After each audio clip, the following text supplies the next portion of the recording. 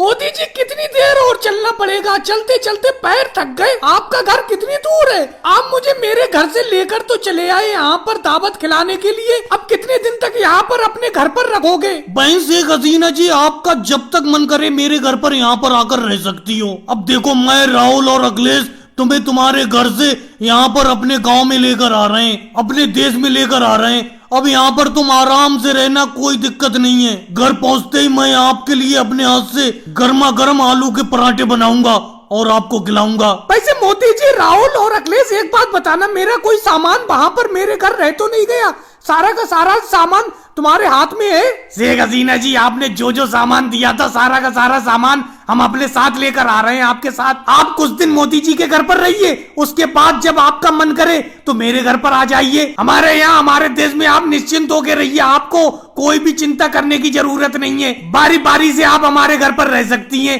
मोदी जी के यहाँ पर रह लीजिए कुछ दिन, उसके बाद मेरे घर पर दावत खाइए कुछ दिन, उसके बाद अखिलेश के यहाँ पर भी रह लेना। नहीं राहुल, मैं ज्यादा दिन यहाँ पर नहीं रुकूंगी। कुछ दिन दावत खाकर आपके यहाँ पर, फिर मैं अपने यहाँ पर अपने देश चली जाऊंगी। बहन शेख हसीना जी, मैं आपसे कह रहा हूँ, आप निश्चिंत होकर यहाँ पर जब हमारे देश में आई हो, हमारे गाँव में आई हो, तो यहाँ पर आराम से रहो। वैसे राहुल और अखिलेश, एक बात बताऊं, बहन शेख हसीना जी का सारा सामान तुमने रख लिया था? कुछ सामान छोड़ तो ना आए?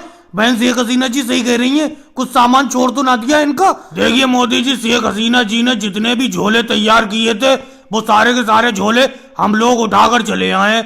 वैसे मेरे हिसाब से कोई सामान रह तो नहीं गया होगा शेख हसीना जी का उनके घर पर। वैसे शेख हसीना जी, आप कह रही हो जल्दी चली जाओगी वापस, सामान तो बहुत सारा लेकर आई हो अपने घर से। एक झोला मेरे पास है, 3 झोले राहुल के पास है, एक बैग मोदी जी भी ला रहे हैं और एक बैग आपके भी पास है। अखिलेश, एक बात सुनो, जब मोदी जी, राहुल जी और आप मुझे मेरे देश से अपने देश दावत खिलाने के लिए लाए हो, तो मैं सोच रही हूँ क्यों ना यहाँ भारत में बहुत लंबे टाइम तक रुका जाए। और भाई लोगों, वीडियो को लाइक करो, चैनल को सब्सक्राइब करो।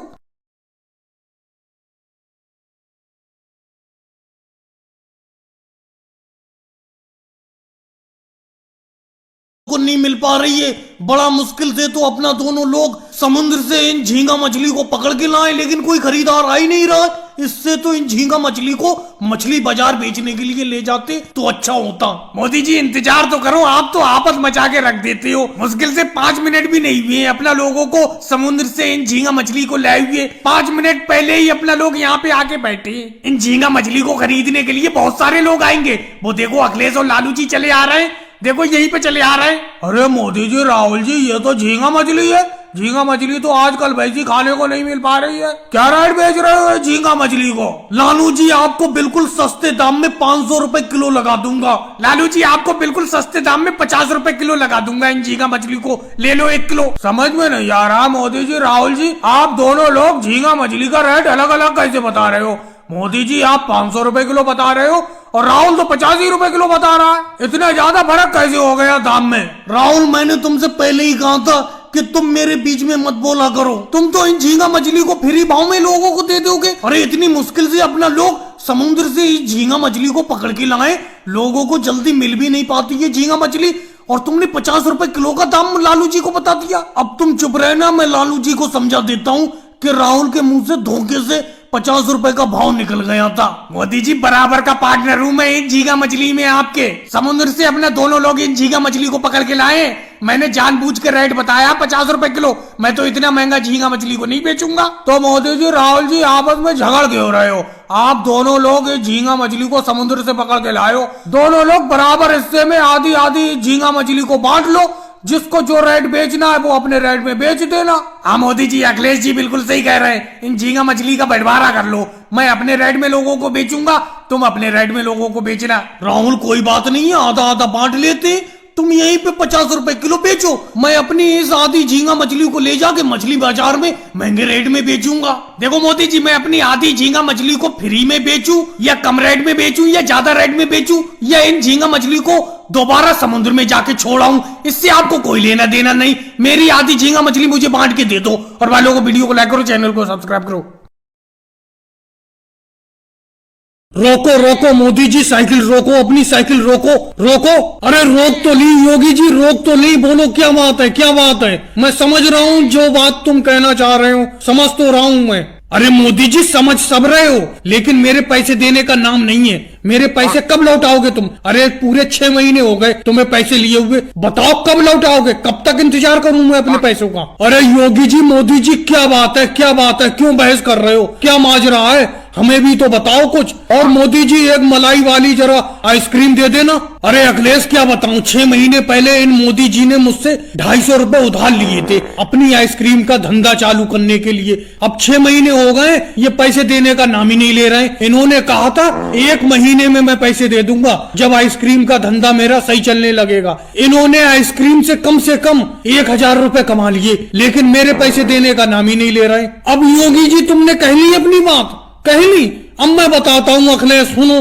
अरे मैंने आइसक्रीम का धंधा चालू करने के लिए इनसे 250 रुपए उधार तो लिए थे, लेकिन मेरी आइसक्रीम भी सारी की सारी उधार बैठी हुई है। सब लोगों ने उधार लिए। अब मुझे हल्के हल्के पैसे मिलते रहेंगे, इनके चुका दूंगा। इन्हें लग रहा है मैं 1000 रुपए कमा के बैठ गया। 1000 रुपए मेरे बिके जरूर हैं, लेकिन वो सब उधार फैला हुआ है। वो देखो सोनिया गांधी जी बैठी हुई है, उन पे भी मेरे 50 रुपए उधार हैं, वो भी देने का नाम नहीं ले रही हैं। और अगले मलाई वाली आइसक्रीम तो है नहीं, ऑरेंज वाली है, ऑरेंज वाली लोगे। और राहुल तुम मेरी आइसक्रीम की पेटी के पीछे क्या झांक रहे हो? क्या खोलना चाह रहे हो उसे?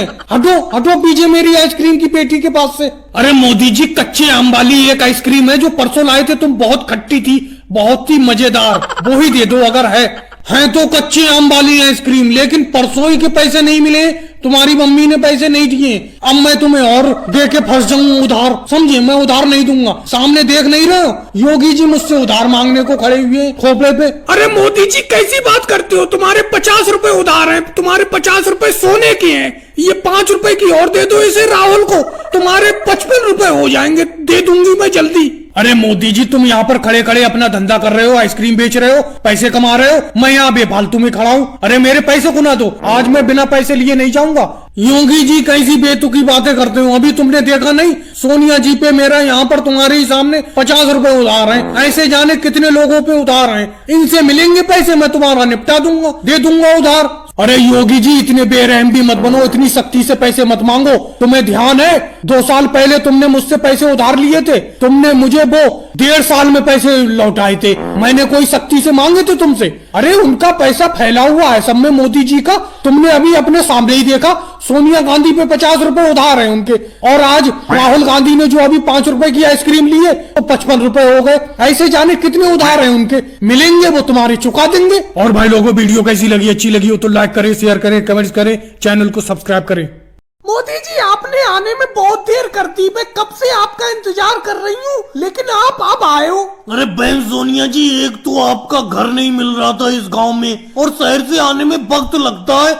एक तो आपके गांव में शहर से आने के लिए कोई बस या ऑटो रिक्शा वगैरह नहीं चलता है। वो तो ये कहो, ये शहर में एक बैल इधर उधर फिर रहा था, इसी पर बैठकर मैं चला आया। और यहाँ गांव में आने के बाद आपका घर को ढूंढना बड़ा मुश्किल हुआ।